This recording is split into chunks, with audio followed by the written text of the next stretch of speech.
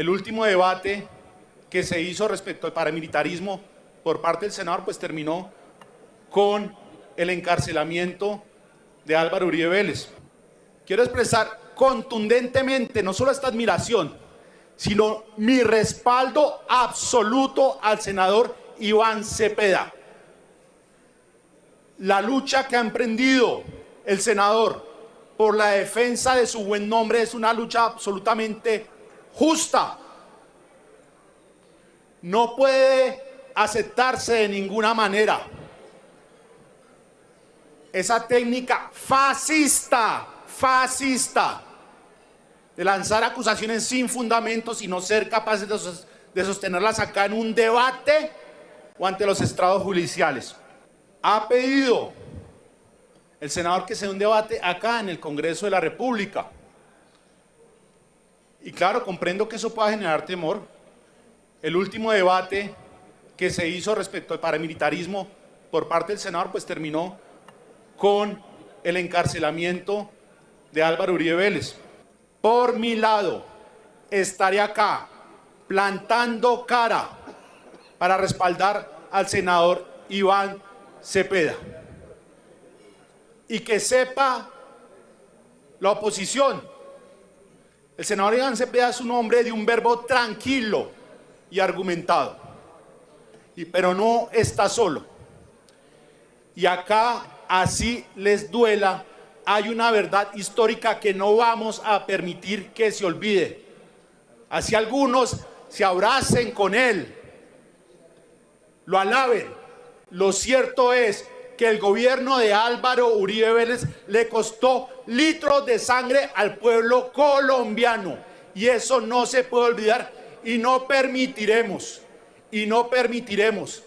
que nos metan otra vez el embuchado del menos fogoso de la camada, porque ese embuchado terminó también con muertos, como pasó el periodo pasado. Así que colombianas, colombianos y sobre todo gente que me puso acá, es nuestro deber no bajar la guardia y meter moral, porque de ninguna manera puede volver el proyecto fascista en Colombia.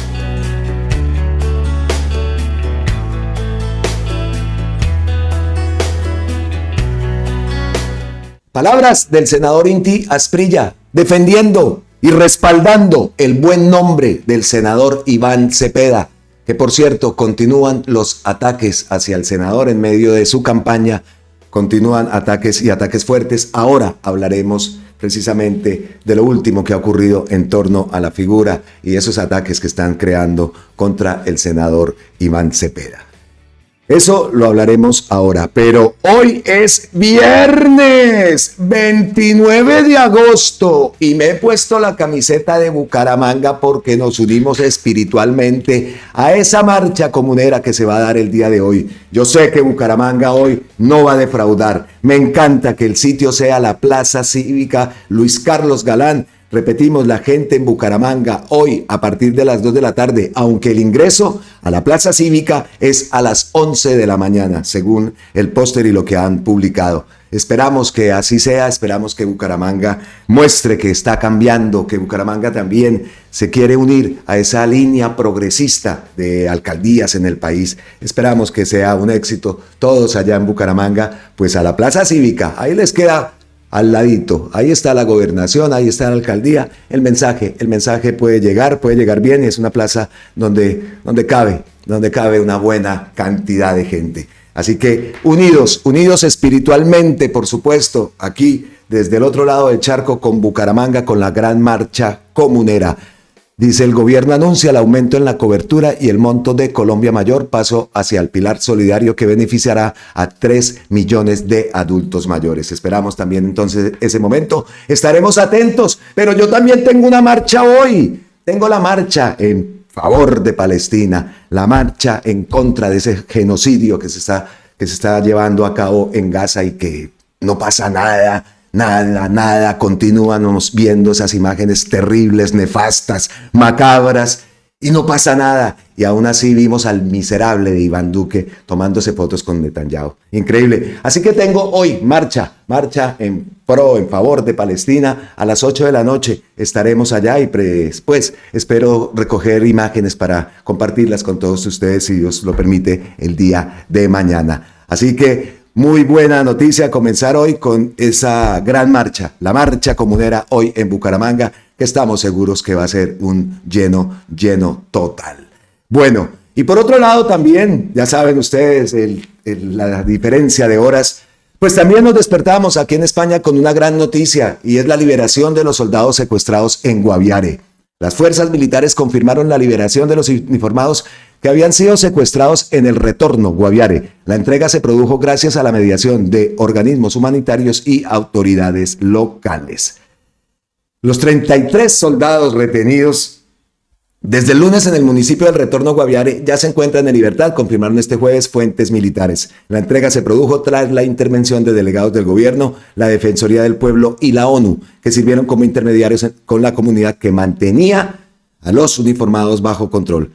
En este momento se retiran los soldados de la vereda Nueva York del municipio de Retorno en Guaviare, escribió la defensora del pueblo Iris Marín en su cuenta de X, donde dio la noticia de la liberación. La funcionaria también hizo un llamado para no estigmatizar a la comunidad tras este suceso. Llamamos a no estigmatizar a la comunidad que ha sufrido en una zona de conflicto armado en la que se desarrollaron operativos militares en los últimos días. La retención ocurrió después de combates con el Estado Mayor Central, la principal disidencia de las FARC, al mando de alias Imán Mordisco. Más de 600 pobladores de la zona, en medio de las presiones de ese grupo armado, impidieron la salida de las tropas, hecho que el gobierno calificó como un secuestro. Los militares fueron trasladados para valoración médica y acompañamiento psicológico. La Fiscalía mantiene activa la denuncia por secuestro simple, azonada y obstrucción a la función pública contra quienes participaron en la retención. Repetimos una noticia con la que nos despertamos. Armando Benedetti publicó alegría por esta noticia, y también Gustavo Petro hoy ha posteado, y lo ha hecho tempranito, aquí lo vemos, en el acto en que la columna de Imán Mordisco presiona al campesinado del Guaviare para rodear a los soldados del ejército, después que éste logró enfrentar a la columna produciéndole más de 10 bajas, desapareció un campesino que se opuso a la acción civil. Es necesario que se activen todos los mecanismos de búsqueda y se inicie la investigación por desaparición forzada. Ojo con ese dato, ¿no? La desaparición de un campesino que se opuso a esa acción civil. Y Pedro Arnulfo Sánchez cita a Gustavo Petro: instaurada ante la Fiscalía la denuncia penal por secuestro, obstrucción a la función pública y azonada contra nuestros militares que están cumpliendo la misión constitucional en el Guaviare. Estos graves delitos fueron perpetrados por personas vestidas de civil contra miembros de la fuerza pública en la vereda Nueva York del municipio El Retorno, en el Guaviare.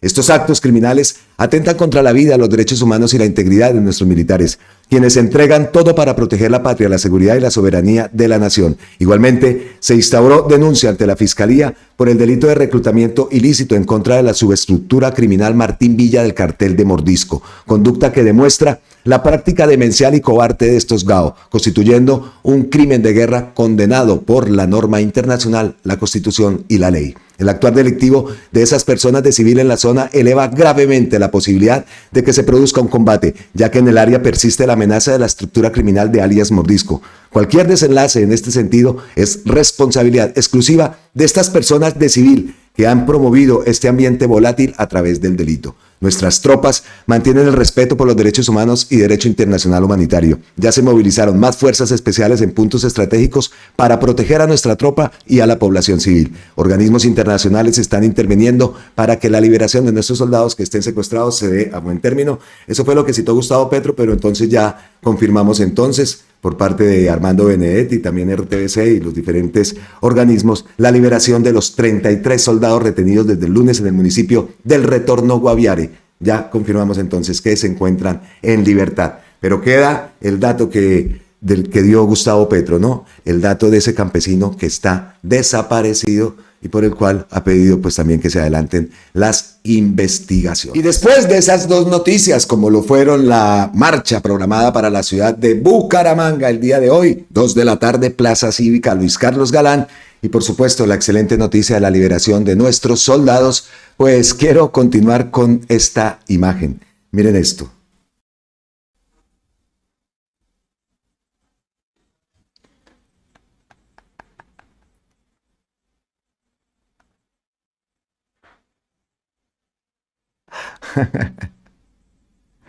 Por fin, el Transmilenio de Peñalosa, dice aquí Casandro Martel. Finalmente, el Transmilenio de Peñalosa sirve para algo. Buenísimo, buenísimo el graffiti en ese bus, pero me gustó fue esto. Condenado bus.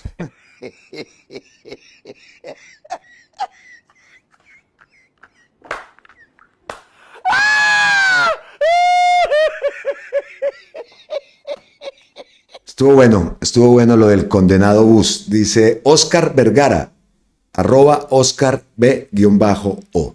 Bueno, pero nos ponemos serios. Comenzamos el video con Inti Asprilla mostrando su respaldo, su apoyo a Iván Cepeda, al buen nombre de Iván Cepeda, su respaldo en medio de esos ataques mediáticos que por supuesto están rebasando ya los límites, aunque el senador está acostumbrado a este tipo de ataques. La campaña mediática que se ha disparado en contra de él no tiene límites y seguimos preocupados, lo digo, preocupados por la campaña porque no sabemos si esto va a tener un eco, el hecho que no se esté llevando a cabo pues más avances, no es que no se esté llevando a cabo, ¿no? Más avances en esa campaña. Ya hemos visto, incluso anoche en la madrugada publiqué dos piezas gráficas en la ventana de comunidad donde están los links, donde hay un código QR donde se pueden inscribir como voluntarios. Ahí están en la ventana de comunidad, los invito a que los vean.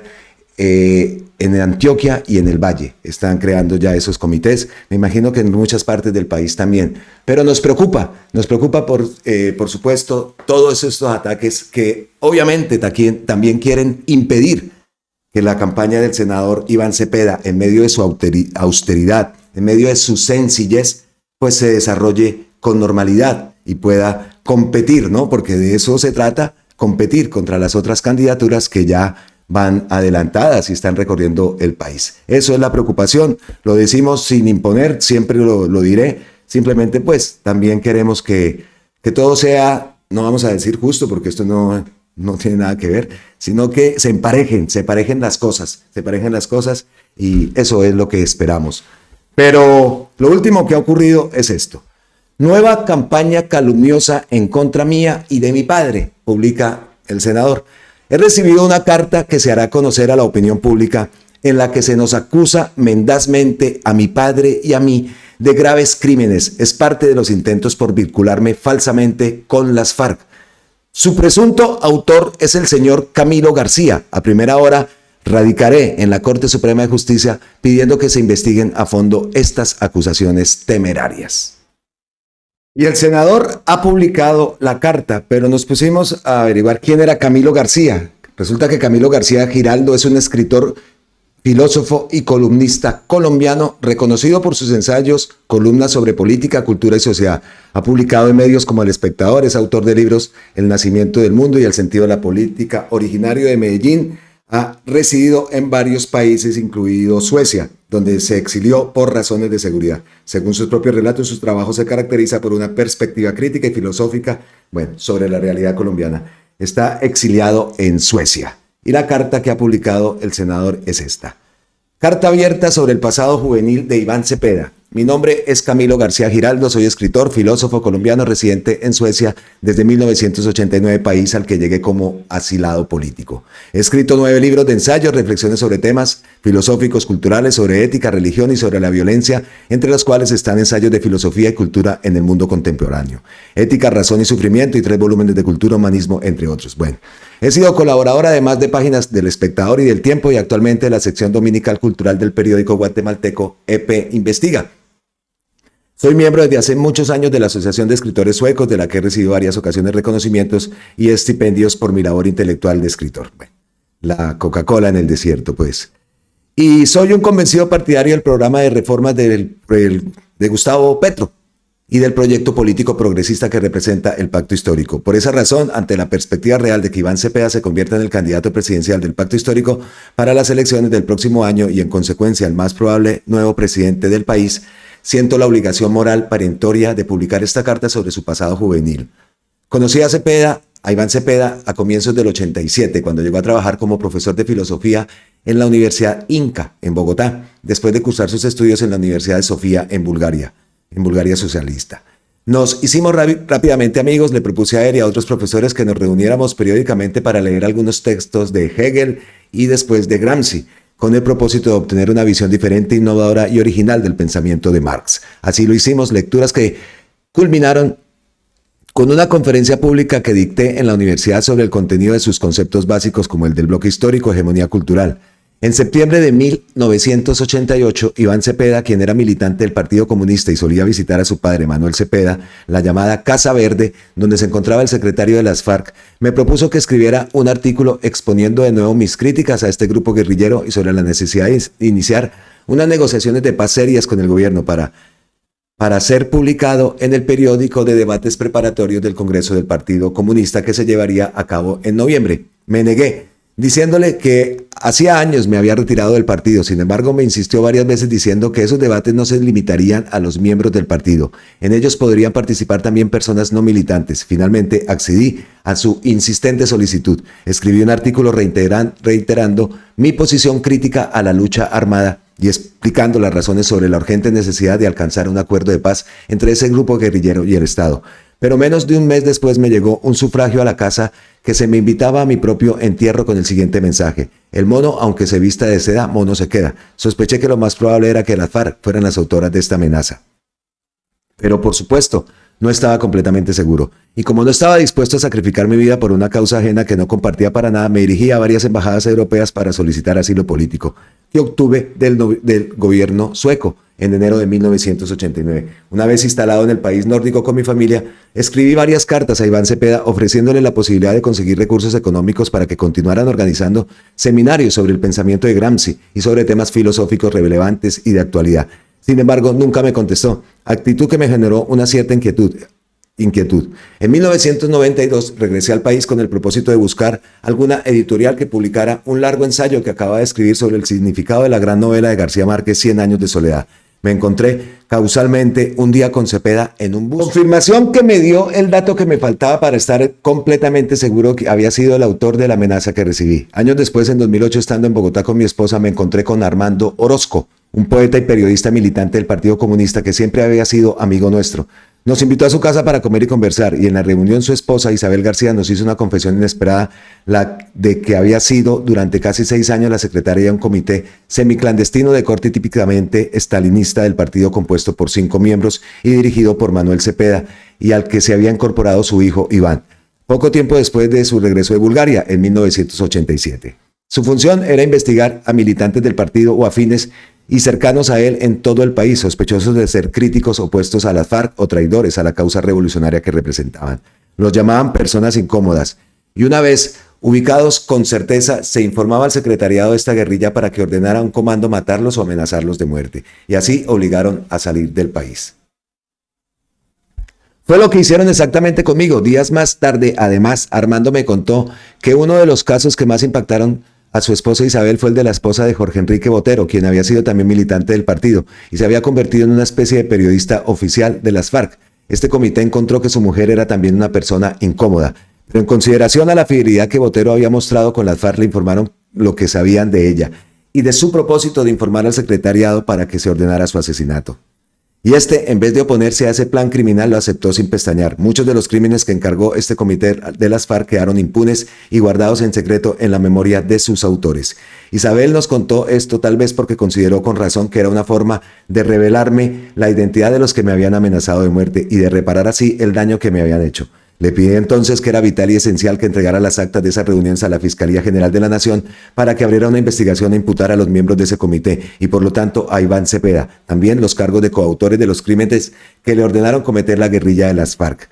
Me contestó que no lo podía hacer, aunque quisiera, porque de hacerlo firmaría su sentencia de muerte. Después del asesinato de Manuel Cepeda, ocurrido en 1995, al parecer a manos de miembros del ejército, Iván se ha empeñado hasta ahora en ocultar sus actividades criminales al mando de ese comité, que son también en buena medida las suyas, presentándolo falsamente a la opinión pública como un defensor de derechos humanos y presentándose a sí mismo también como su legítimo y natural heredero. Se mostró entusiasmado de verme y me invitó a comer al siguiente día para conversar y presentarme a su novia, como en efecto así ocurrió.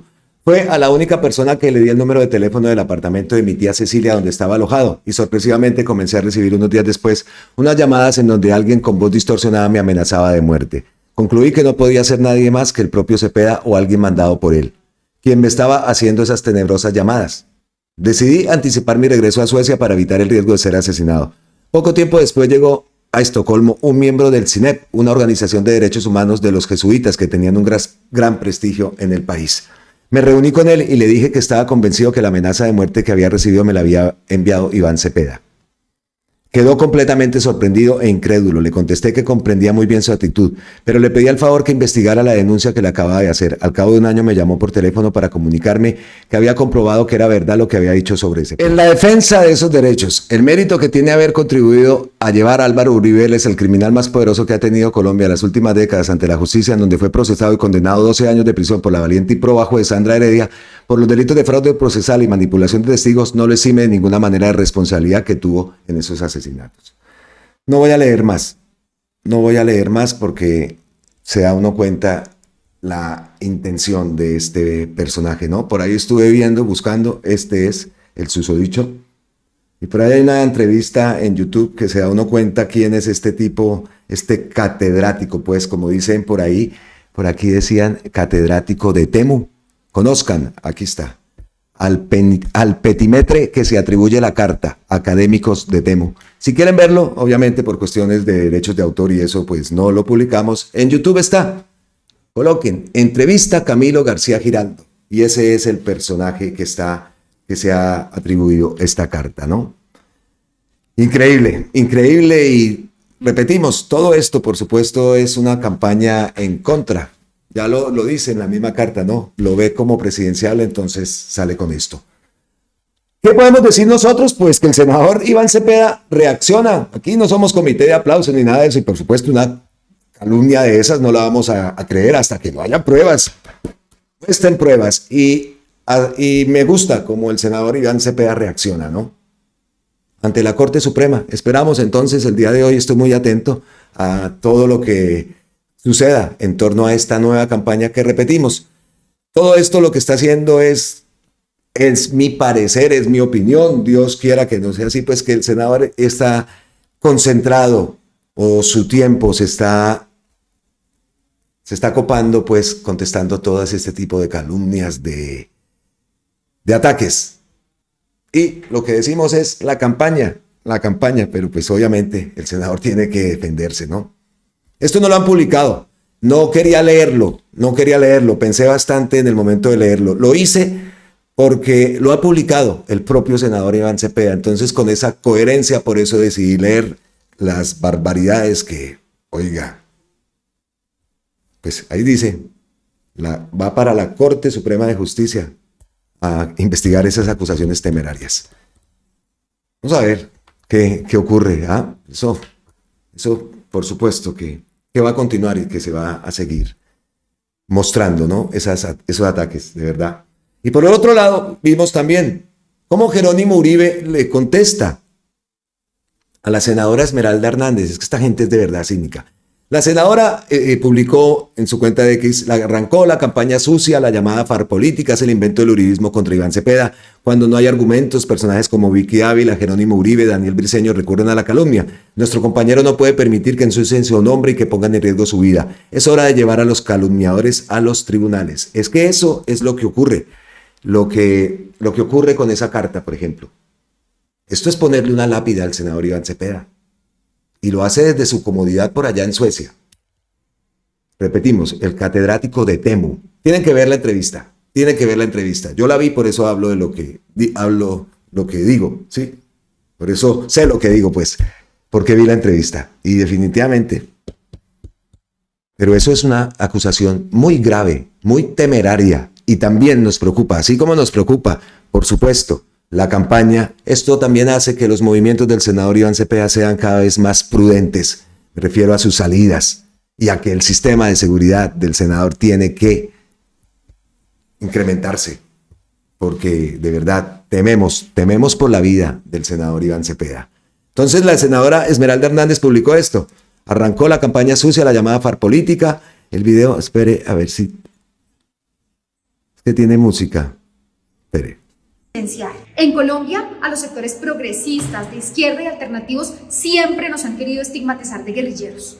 Es la táctica más baja de quienes no tienen ideas, de quienes se refugian en el odio y les sirve para hacer campaña y conseguir votos. Lo que está sucediendo hoy con nuestro compañero senador y precandidato presidencial del Pacto Histórico, Iván Cepeda, es gravísimo. Graduarlo como el candidato de las FARC en un país como Colombia tan violento, donde asesinan todos los días líderes y lideresas sociales simplemente por sus ideales, por pensar distinto, lo que están haciendo es ponerle una lápida en el cuello. Jerónimo Uribe, Vicky Dávila y Daniel Briceño mienten y engañan de manera deliberada y como estrategia política cuando dicen que Iván Cepeda es un candidato de la guerrilla.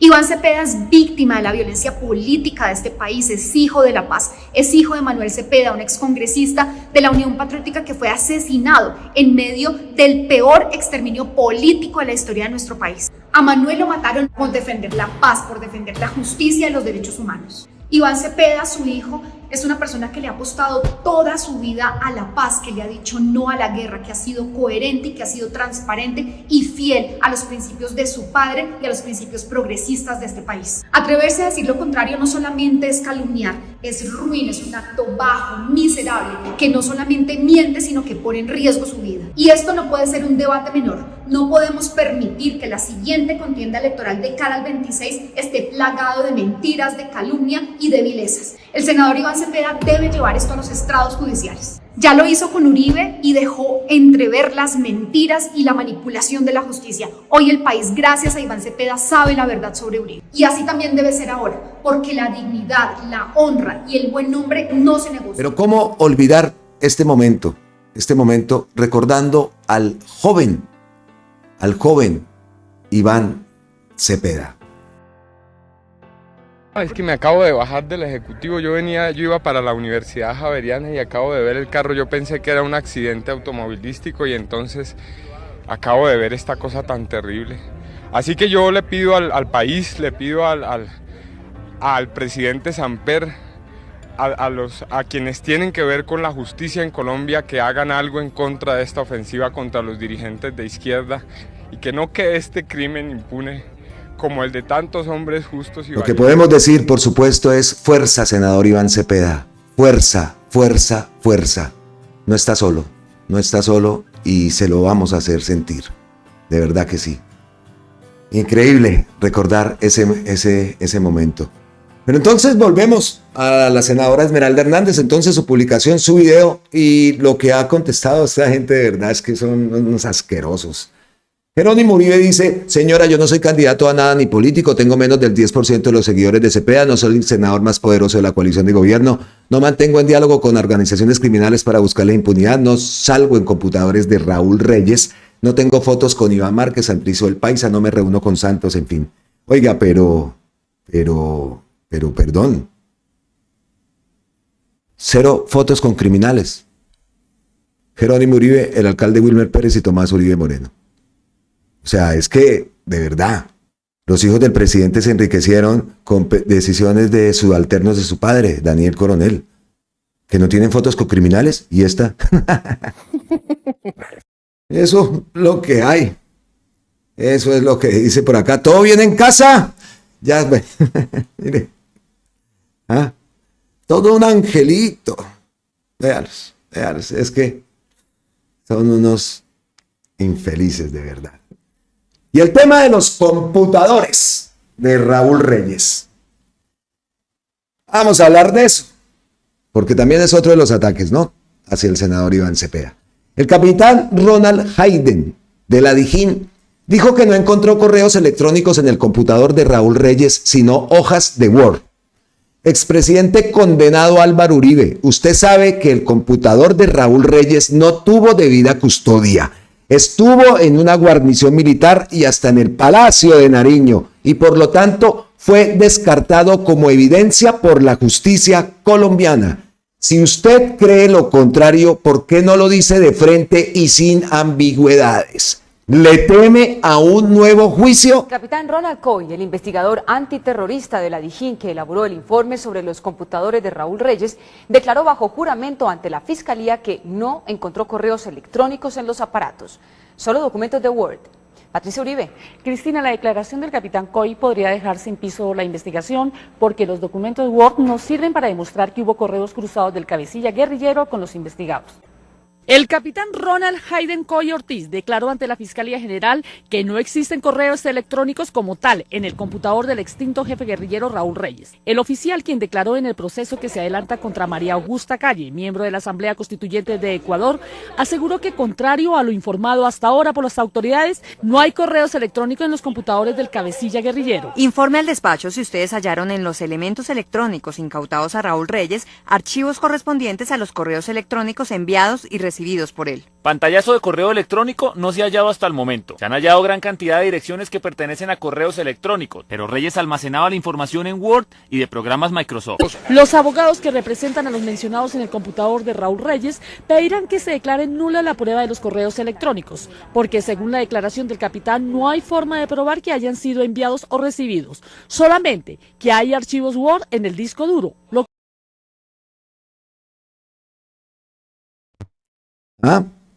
Esta pregunta, recordemos, la hace David Flores Ballesteros, director de Gobierno, Derechos Humanos y Paz de ENP Colombia. Otra pregunta, expresidente condenado, le pregunto, ¿por qué hace estos comentarios ambiguos y larvados?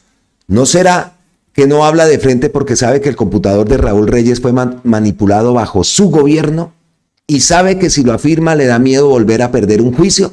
Sigo, los computadores de Raúl Reyes no sirven como evidencia, BBC News. Eso fue en agosto del 2011. Y acabamos de escuchar cómo en ese informe de Noticias 1,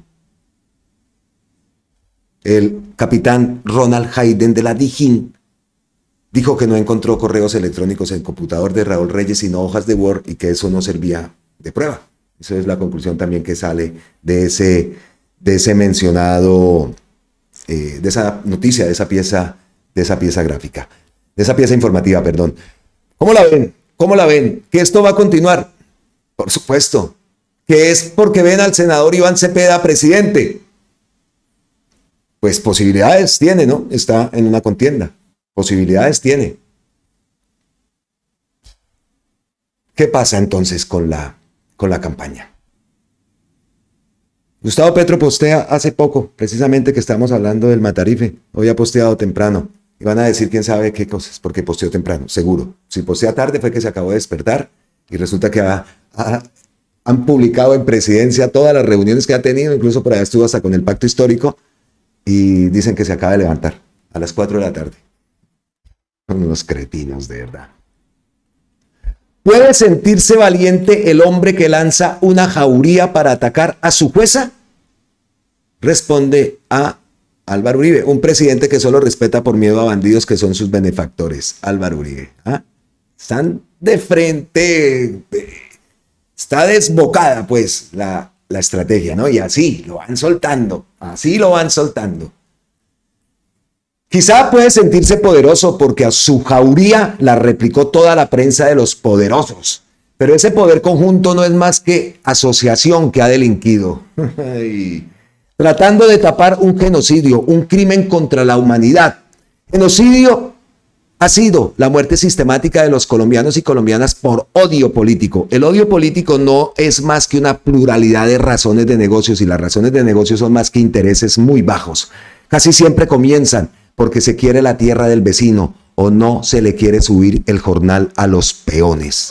Pero sus palabras solo revelan su carácter. Se enfurece porque se defiende a la jueza que lo condenó. Claro que la defiendo. Hoy ella está como estuvo Policarpa Salabarrieta en la hoy Plaza de Mártires de Bogotá, que no era en ese entonces más que la huerta de Jaime.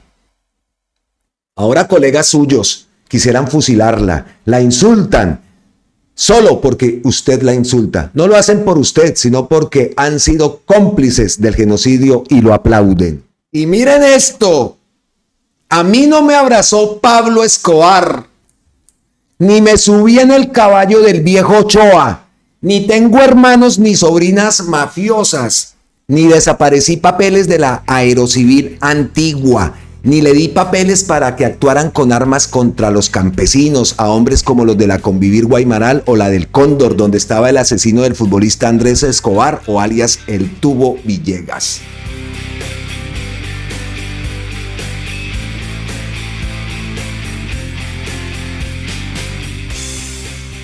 En las universidades por las que he pasado, el Externado, la ESAP, la Javeriana, la de Lovaina y la de Salamanca, donde hay una placa con mi nombre, ojalá entren todas las peliteñidas del mundo y las que no lo son, porque entrarán mujeres que tendrán la valentía de cambiar el mundo sin miedo a los cobardes ni a los asesinos. Usted y yo deberíamos aplaudirlas, pero veo que usted no las aplaudiría porque se enoja con las mujeres valientes porque toman decisiones que usted no ha ordenado. Le confieso, hubiera corrido a salvar a Policarpa porque no hablo de ficciones peliteñidas, sino que hablo del respeto que siempre debe tener la mujer y la justicia, que es también mujer y diosa, y no es una ficción como tampoco la diosa libertad o la diosa razón, porque son las musas que influencian el espíritu de la mujer y el hombre demócrata, inspiraciones que al parecer su alma no tuvo. Policarpa fue una inspiración y también la jueza Sandra Heredia. No volveré a contestarle por escrito por respeto a la mujer que lo ha condenado. Ojalá una vez cumpla su pena o salga libre y pueda mirar de frente al pueblo colombiano, ese mismo que vertió su sangre en el huracán del odio que se desató de nuevo desde las Convivir. Hágame el favor y wow, qué respuesta. Es que vea lo que dice. Un presidente que solo respeta por miedo a bandidos que son sus benefactores no merece título ni de la universidad que graduó a la peliteñida de Betty la Fea. Asqueroso. Eso es asqueroso. Buena la respuesta de Gustavo Petro. Y ojo, que si por este lado llueve, por el otro lado de las otras campañas no escampa. Porque ayer vimos una publicación que a mí incluso me llamó la atención y dije, esto no puede ser verdad. No, o sea, no lo creo.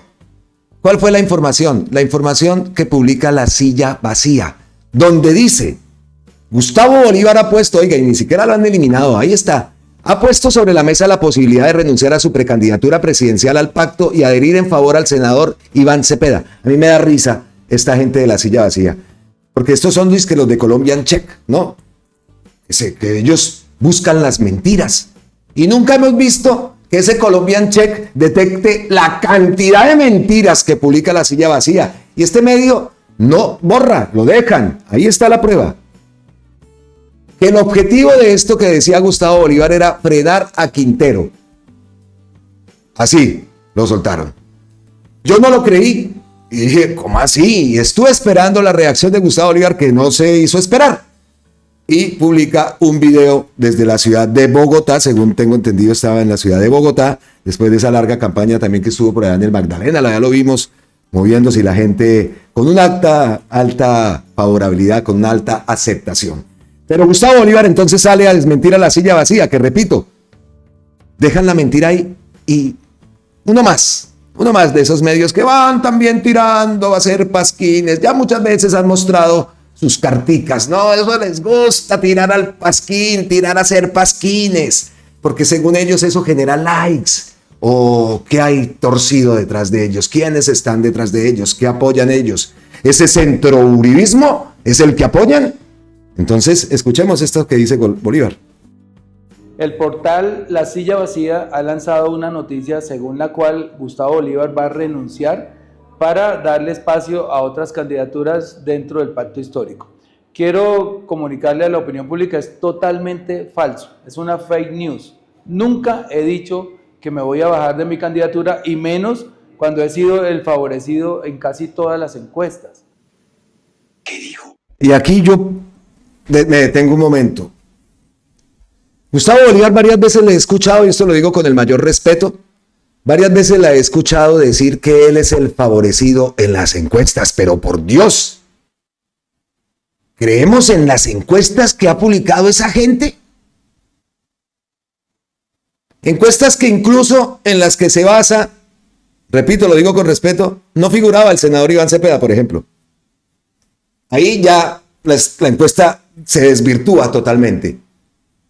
Aparte, creer en las encuestas de la derecha cuando ya hemos visto y sabemos todos cómo es el actuar de esta gente respecto a las encuestas en Colombia, no me parece muy acertado por parte de la campaña de Gustavo Bolívar utilizar eso también. No estoy diciendo que se retire para nada, porque se van a retirar. Pero esa parte no me cuadra. Y es que hasta la misma Han Wen-san cada rato desvirtúa todas esas encuestas. Sabemos quiénes son los propietarios, sabemos que es parte de su estrategia. Y creerse encuestas donde ni siquiera todavía estaba el senador Iván Cepeda, no me parece de verdad que, bueno, esos son tendrán también ellos sus propias encuestas, ¿no? Pero en esas encuestas está Iván Cepeda. En esas encuestas está Gloria Inés Ramírez. Y no estoy diciendo que la hagan intencional, ¿no? Pero, ¿o no es así? ¿O ustedes creen en las encuestas que ponen esas favorabilidades? Es como los datos. Esas barras y la curva y la conchinchina. Los datos están en la calle. Los datos están en la calle. Obviamente, hay forma de basarse en datos y se tiene que recurrir a los datos. Pero datos como que la plata sí está alcanzando, eso es lo que se toca ver. ¿Cierto? Porque las barras aparecen, pues allá también tiene que aparecer, ¿sí o no?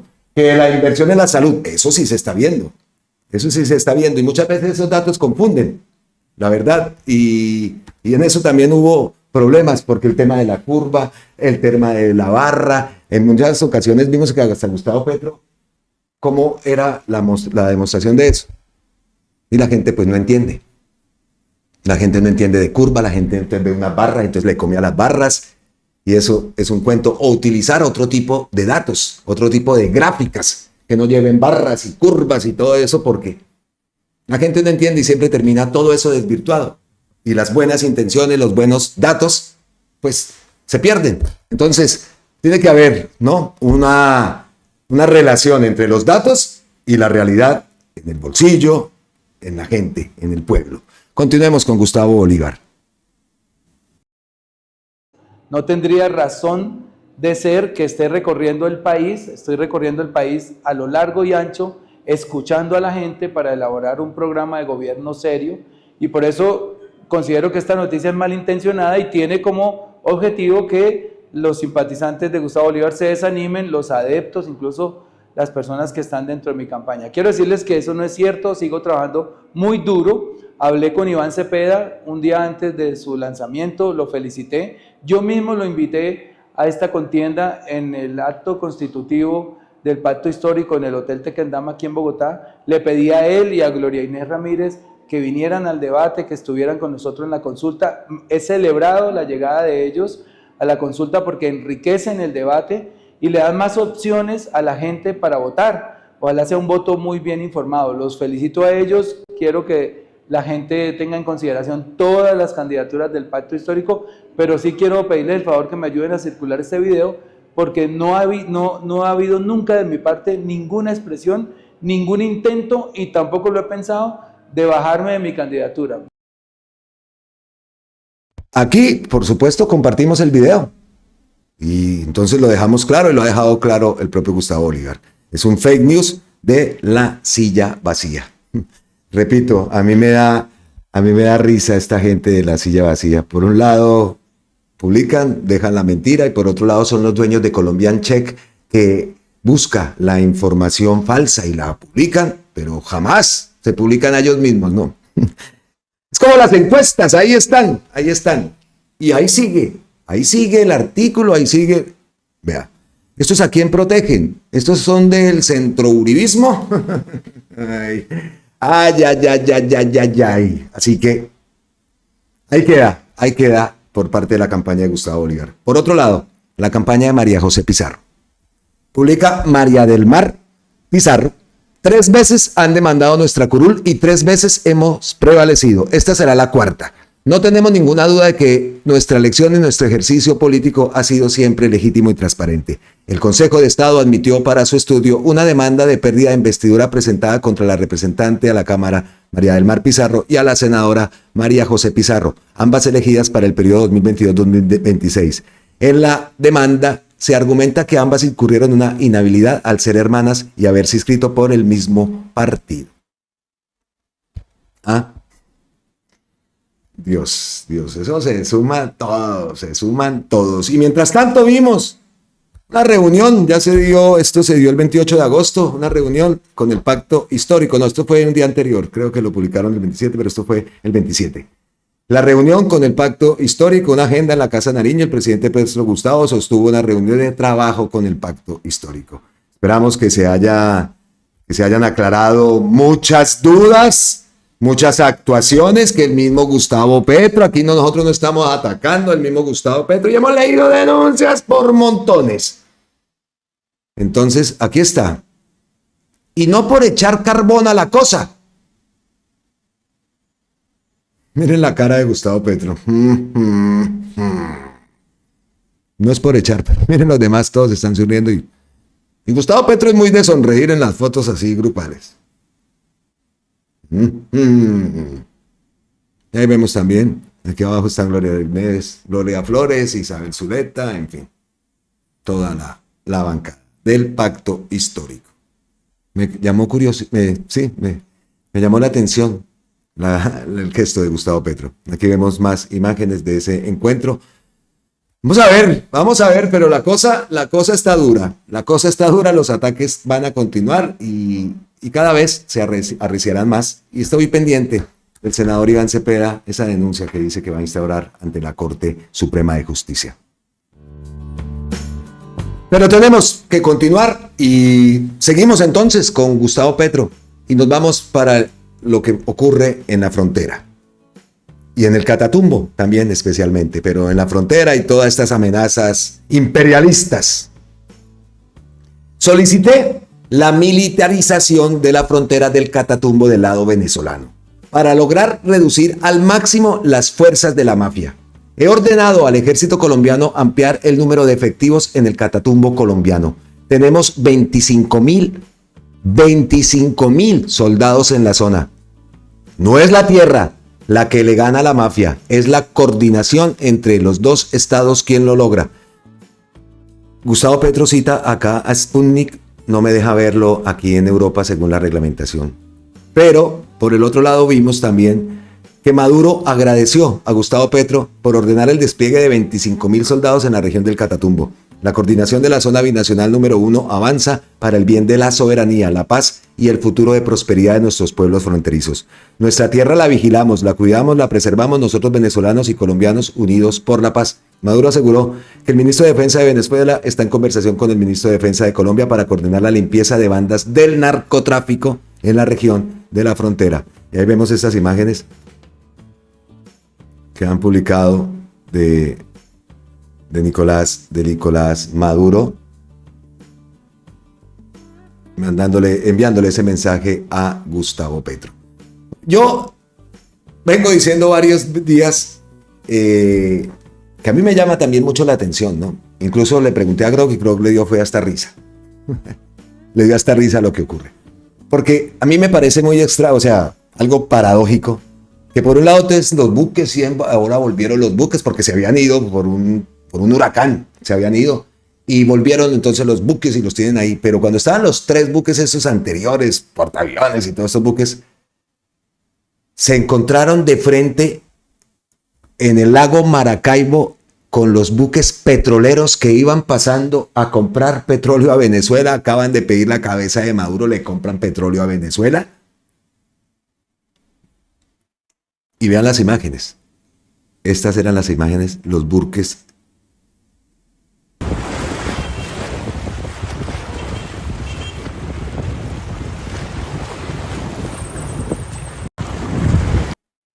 Y esos buques después los vimos que salieron también llenitos de petróleo de Venezuela. Porque aquí le preguntamos a la inteligencia artificial. Sí, 2 buques fletados por Chevron con petróleo venezolano zarparon de Venezuela y llegaron a los Estados Unidos en agosto del 2025 como parte de las reanudadas exportaciones tras una nueva licencia autorizada por el gobierno de los Estados Unidos. Los navíos identificados como Mediterranean Voyager y Canopus Voyager llevaron crudo pesado, Boscan y hamaca. Agosto del 2025. Aquí está más información. El petróleo fue producido en operaciones en Venezuela en las que Chevron tiene interés. Dejamos eso ahí y nos retiramos no lentamente. Y el siguiente tema que vamos a tocar, porque es que, Ave María, hablamos de manguitos y manguitos. Hablamos de uribistas enquistados en las instituciones que se han dedicado a sabotear el gobierno. Hemos hablado de nombramientos también que dejan mucho que desear y que por supuesto también han sido claves en impedir, en ser ese palo en la rueda. Nombramientos de gente de Claudia López, o sea, unos nombramientos que la verdad eso pues será algo criticable. Entendemos también por supuesto el carácter democrático de Gustavo Petro, que siempre lo ha dicho, pero es que ¿cómo hacemos con eso? Y eso es una de las cosas que tenemos que preguntar. ¿Cómo van a ser estos candidatos, estos precandidatos? ¿Cuáles en sus planes de gobierno, en todo lo que se está ejecutando, el punto de cómo se va a lograr hacer eso? Sabemos que necesitamos el 55-86, que ya lo vamos llevando en 65-95 o 65-100, que llenar el Congreso de gente decente. Pero lo que pasa en las instituciones, los nombramientos que se hacen, ¿cómo va a ser? ¿Cómo se va a manejar eso en este nuevo gobierno progresista que por supuesto va a continuar? Repetimos y siempre lo vengo diciendo desde hace rato. Esa es una de las preguntas que yo quiero hacer y buscaré la forma de transmitirla. Hablando de todo esto entonces, Gustavo Petro publicó hace unos días y le dio repost a cambio, ¿no? Que, bueno, le dio repost a cambio. Entonces Cambio publicó, una firma que investiga empresas con inversiones en Estados Unidos publicó un documento que vincula a Lochar, a Serfinanza, a Tecnoglass en el cartel de Sinaloa y cuestiona algunas de sus operaciones financieras. La empresa de los DAES niega los señalamientos. Los DAES. Oiga, salió Ahmed Escaf. Presidente Gustavo Petro, el empresario Chris Das es un orgullo para nuestra ciudad. Y su compromiso con el desarrollo regional es indiscutible.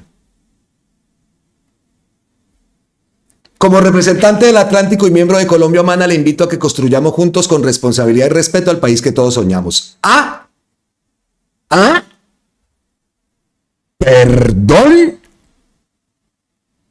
Perdón, porque Gustavo Petro dice, esto no debería ser investigado por la justicia. Perdón. Oiga, ese no creo que esté o tenga intenciones de continuar, ¿no? No sé si figurará en las listas del pacto, no lo sé. En 2023, informe de inteligencia, esto lo publica Cuestión Pública Mexicana, vincularon al Banco Serfinanza de la familia Char, que no solamente es Cambio, ¿no? Entonces por eso pues a Cuestión Pública ya otra cosa le creo más. A un presunto esquema de lavado de dinero ligado al cartel de Sinaloa, 2 años después, en un reporte de la firma estadounidense Culper Research, vuelve a encender las alarmas. Los Char, Daes y otros poderosos empresarios de Barranquilla aparecen en la mira por operaciones financieras sospechosas y su presunta participación en dicha operación de blanqueo. ¿Qué está haciendo la Fiscalía frente a esto? Lo publica Cuestión Pública. Esto lo publicó el día de hoy a la 1 de la mañana aquí en Colombia. Dice, lea la investigación completa, pero el link te envía a otro lado y no envía directamente a lo que es. Y este video que han publicado.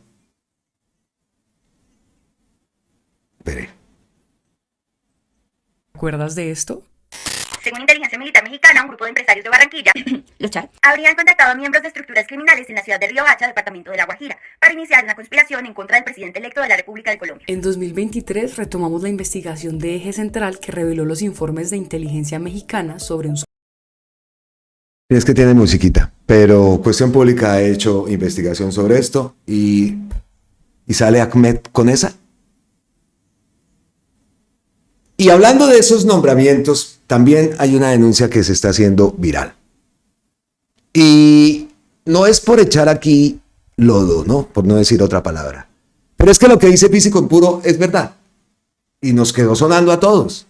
¿Recuerdan el Consejo de Ministros de hace un mes cuando Gustavo Petro lanzó una frase que sorprendió a todos? Dijo, este no es mi programa de gobierno, es el de Claudia López. No fue un lapsus ni un comentario al aire, había una razón de fondo. Y, a ver.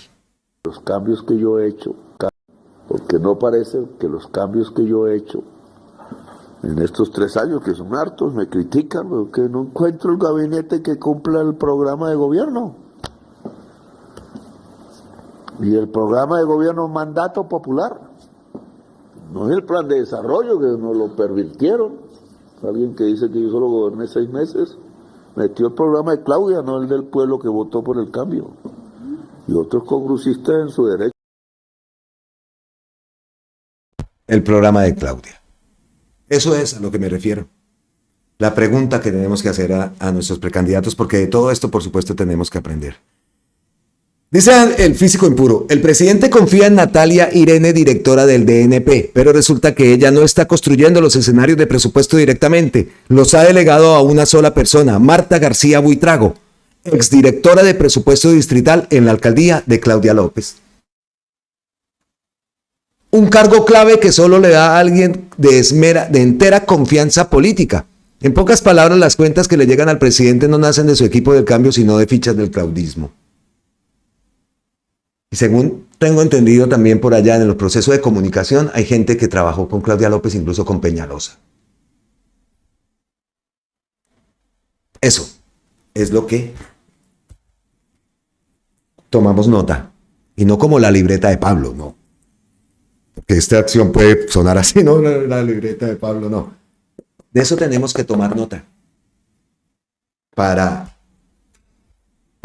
ver cuál es la estrategia de los candidatos. Esto ha tenido, no solo de físico, por varios influencers que llaman, han reposteado y han publicado esta noticia.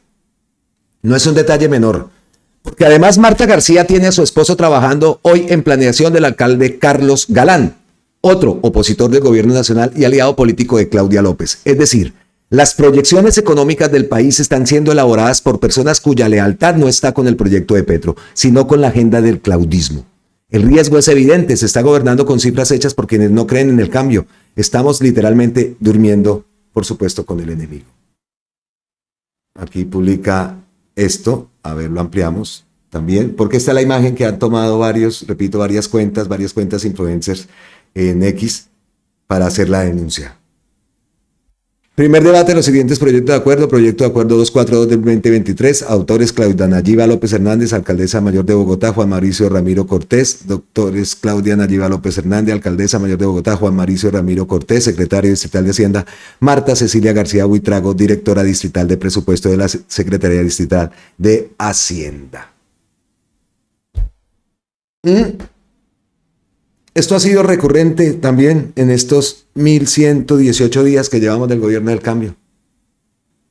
Esto. Es política que, bueno, no lo entiendo. No lo entiendo. Y pues tampoco se trata de ser comité de aplausos, ¿no? Dice Gustavo González, en este gobierno el cambio se volvió un reciclaje de fichas esposos, esposas, exfuncionarios y alfiles de Claudia, Duque o Galán, que ocupan cargos claves. Miles de personas que apoyaron el proceso nunca tuvieron opción de entrar, mientras los mismos apellidos siguen repartiéndose el poder. Un desastre que jodió la legitimidad y convirtió la promesa de transformación en algo que simplemente es una rotación de élites. Que se tomen apuntes.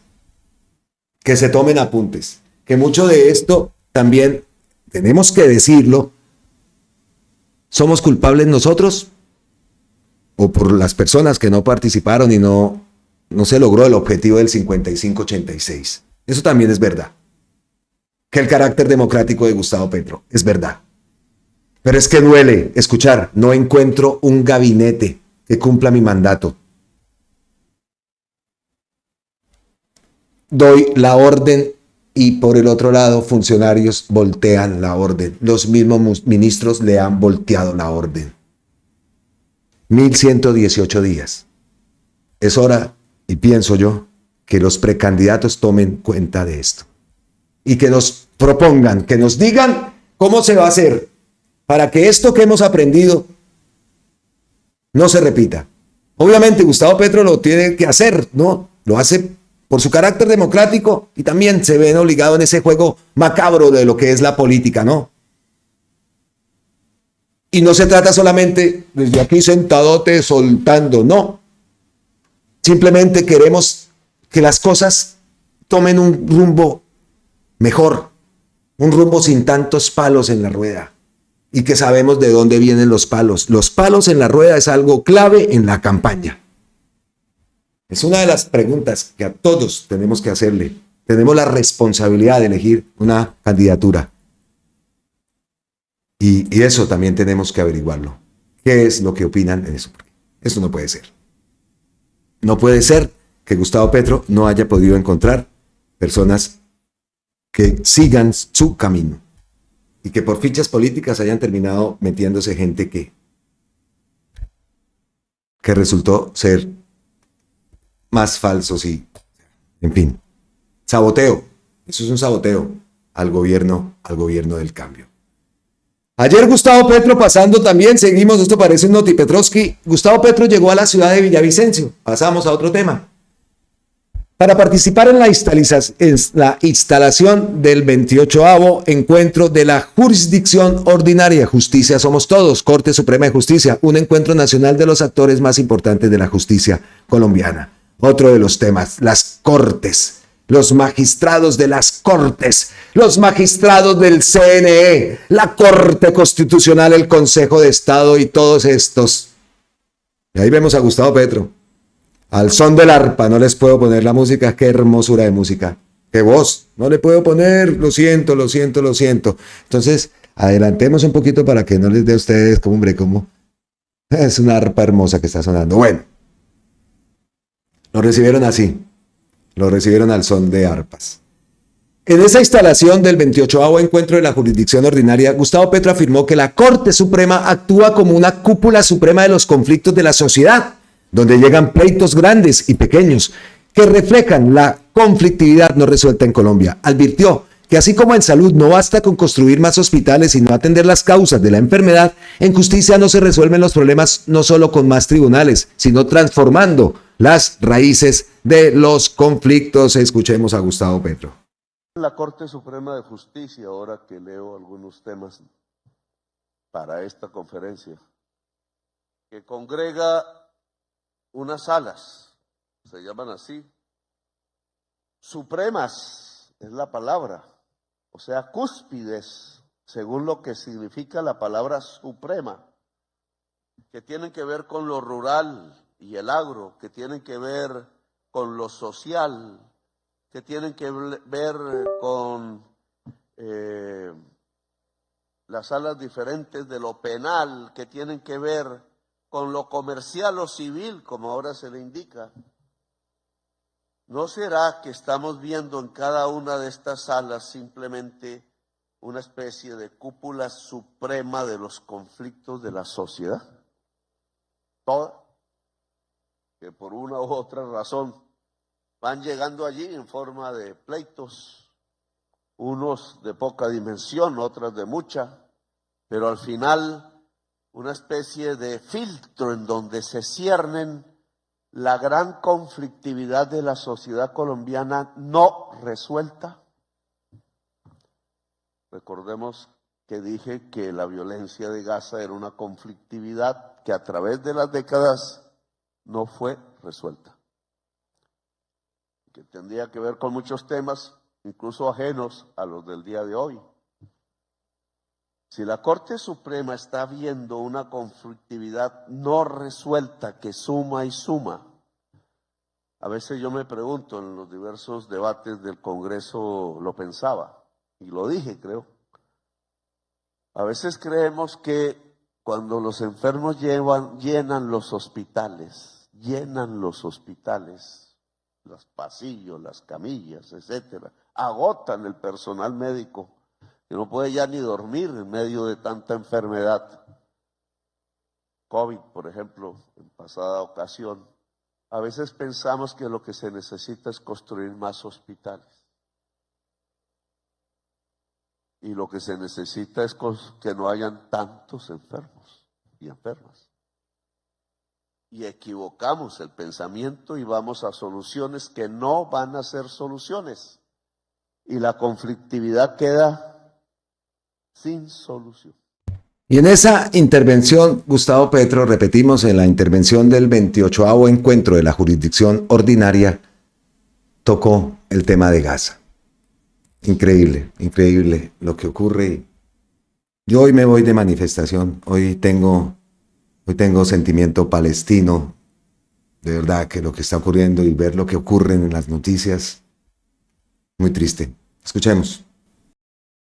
Lo pongo como ejemplo, solo como ejemplo.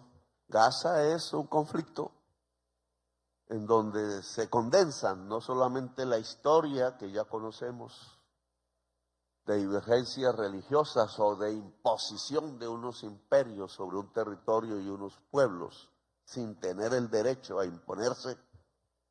No es que decidimos que en este territorio tienen que llegar estos señores que expulsamos y matamos de Europa para que ahora puedan vivir con este pueblo al cual no hemos consultado si quiere o no quiere, y que después termina al cabo de las décadas en medio de un genocidio, en cárceles, sin casas, sin lugar, sin patria, y viendo a sus niños morir en las calles, de las bombas o del hambre.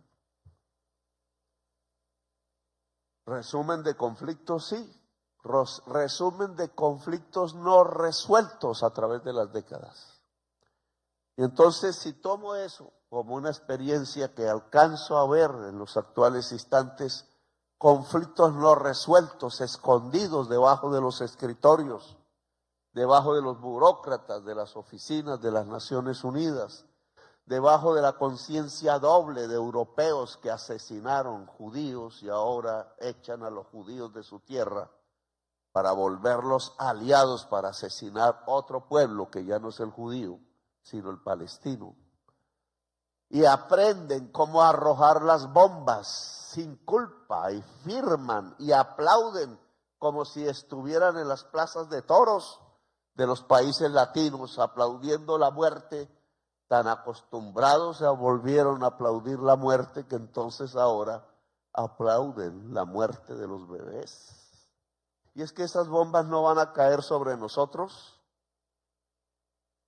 Es que creemos como colombianos que somos en la historia, nos hemos construido, y sí, violentamente, no nos hemos construido pacíficamente, ha sido casi que un oasis encontrar la paz en los años de nuestra historia, mientras que la violencia ha sido lo común.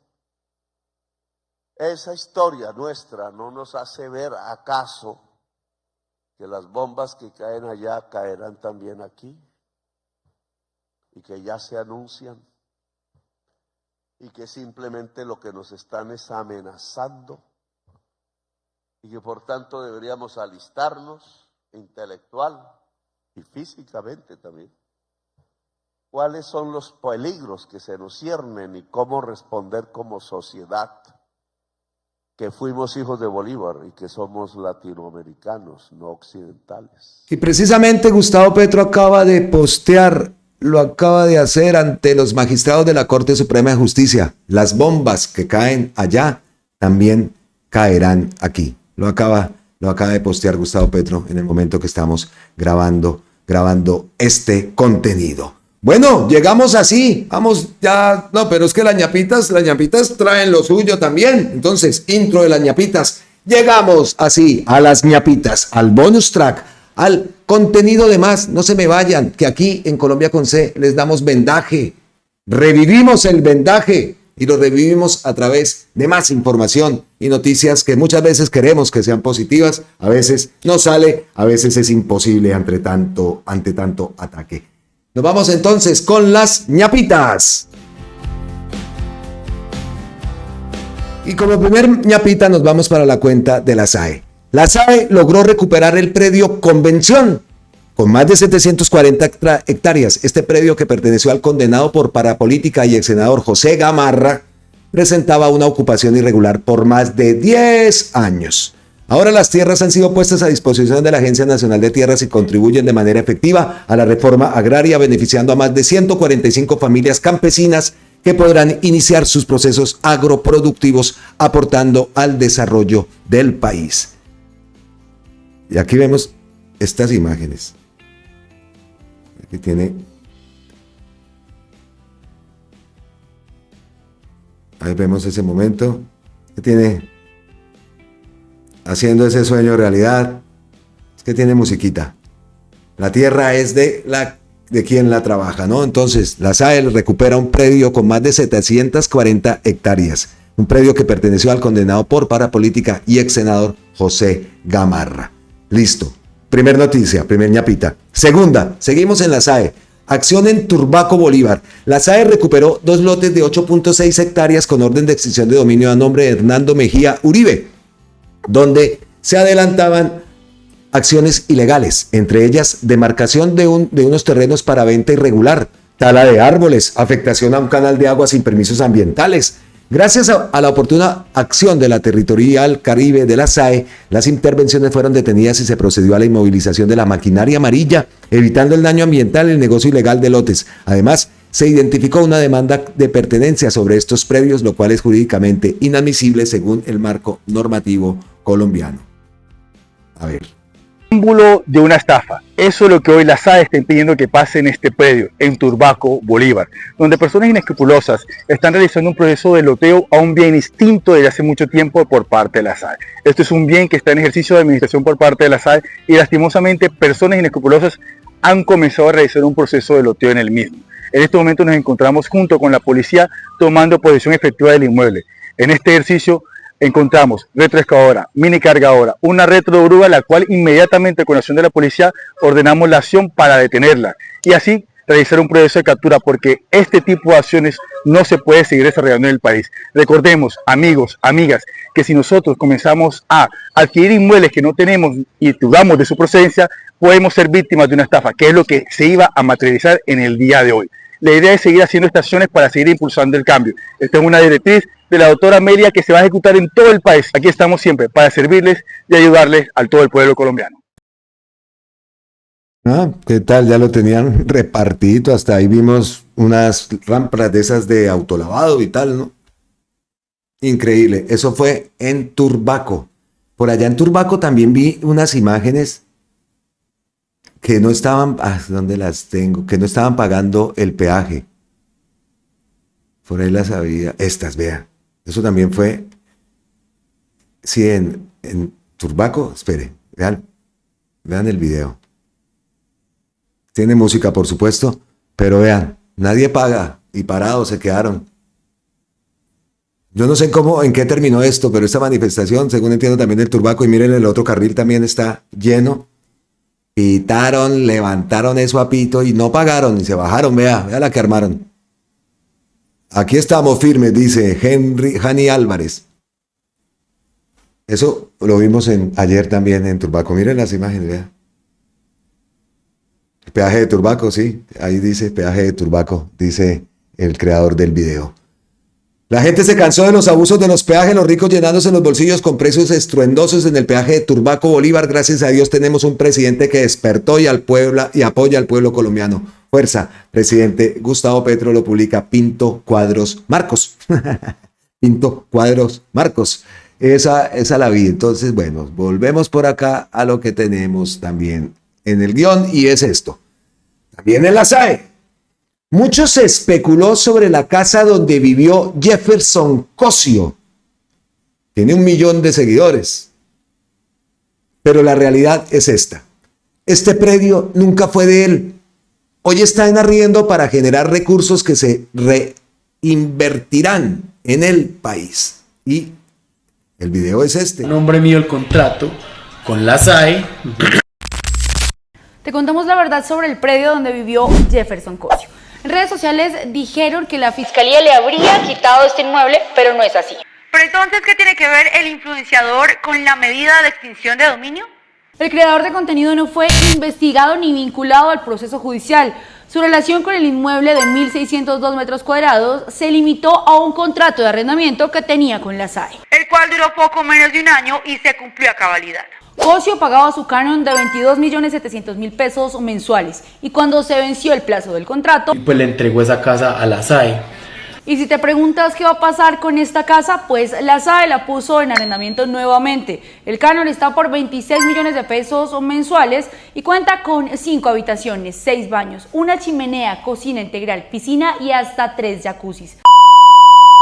Solo te voy a hacer una pregunta, ¿sí o no? ¿Sí o no? Contéstalas. El inmueble sí fue objeto de extinción de dominio, pero por vínculos con la oficina de Envigado. Estuvo vinculada a delitos como el narcotráfico, la extorsión y lavado de dinero, entre otras actividades delictivas. Si quieres más información, consíguela aquí en nuestra página web y ayúdanos a seguir impulsando el cambio con dignidad. Bueno, he de decir que yo no tengo ni idea quién es ese Jefferson Cosio ni nada. Simplemente sí vi la revolución que se armó cuando quitaron la casa y tal. Bueno, ya sé que es un creador de contenido. Bueno, la verdad era mostrar lo que verdaderamente ocurrió y el video que ha publicado la SAE. Cerramos ya este contenido con una anécdota y me voy para la cuenta de Gustavo Bolívar. He revisado la cuenta de Gustavo Petro, pero ya estamos al día. Me voy con esta anécdota que publica Gustavo Bolívar. Eso no es publicidad política pagada ni nada de eso. De todas formas, el tema es Pandillas, Guerra y Paz. Como fiel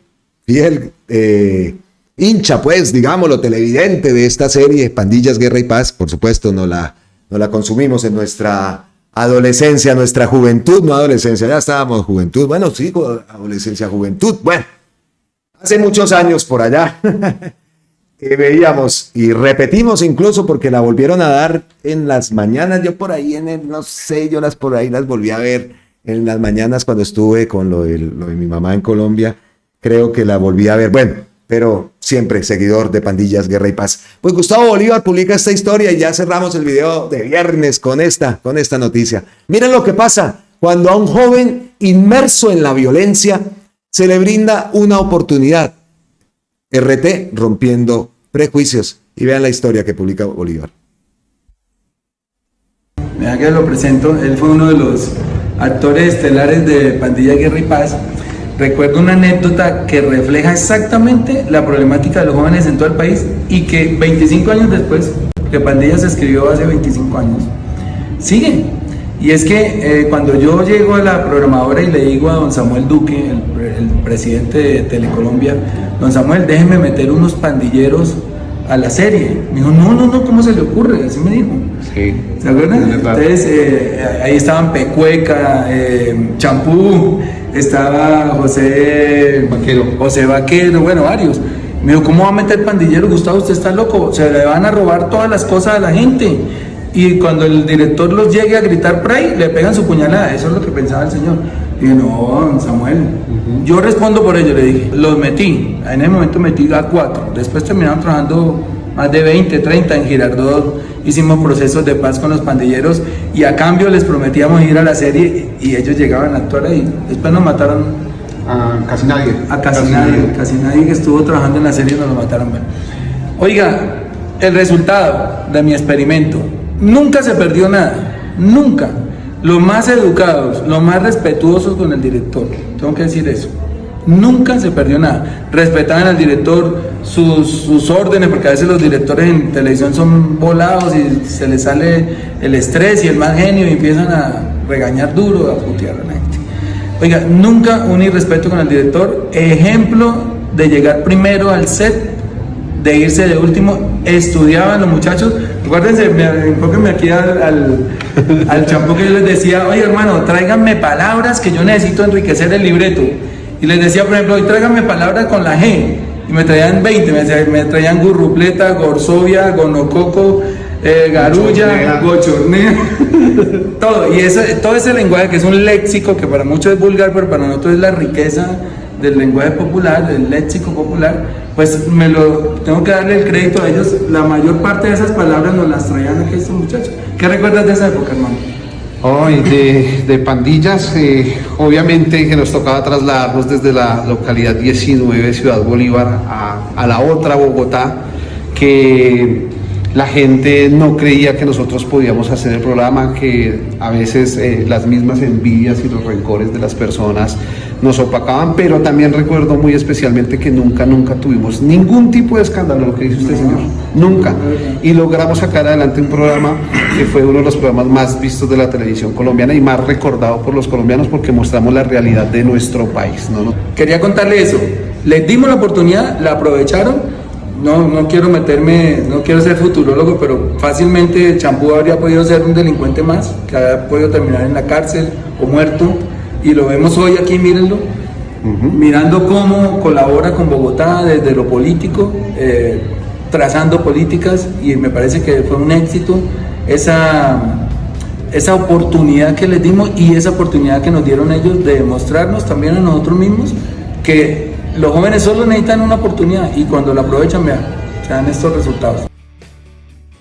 De eso se trata, ¿no? Oportunidades, qué buen testimonio y me encanta ver a Champú. Yo por ahí dije adolescencia y fue hace 25 años, pero coño, he pensado que había pasado más tiempo. No, pues tampoco no estaba en la adolescencia, ya estaba un poco más grandecito, la verdad. Listo, había dicho que cerraba el video con esto, pero es que acaba de repostear Gustavo Petro a Juan el Mestizo y por aquí tengo, espéreme en un segundito y cerramos con eso simplemente para dejarlo ahí. No, lo dejamos ahí. Fajardo guardó silencio con la visita de Iván Duque a Netanyahu. Listo, es todo. Nos vemos en la próxima. Abrazos ancestrales desde la distancia y como siempre, millones, trillones de gracias eternas infinitas a todos ustedes por su impresionante apoyo. Hoy me voy de marcha, de pronto el video de la noche no lo voy a elaborar. Trataré de recopilar contenido para el video del día de mañana porque por supuesto nos unimos a la causa palestina y aquí que vamos a tener tremenda manifestación, pues no podemos perdernos la oportunidad. Nos iremos con nuestra bandera de Colombia apoyando y exigiendo que se detenga ese genocidio en Gaza. Lo dejamos entonces con eso, lo repito. Fajardo guardó silencio con la visita de Iván Duque a Netanyahu. Es todo, chao.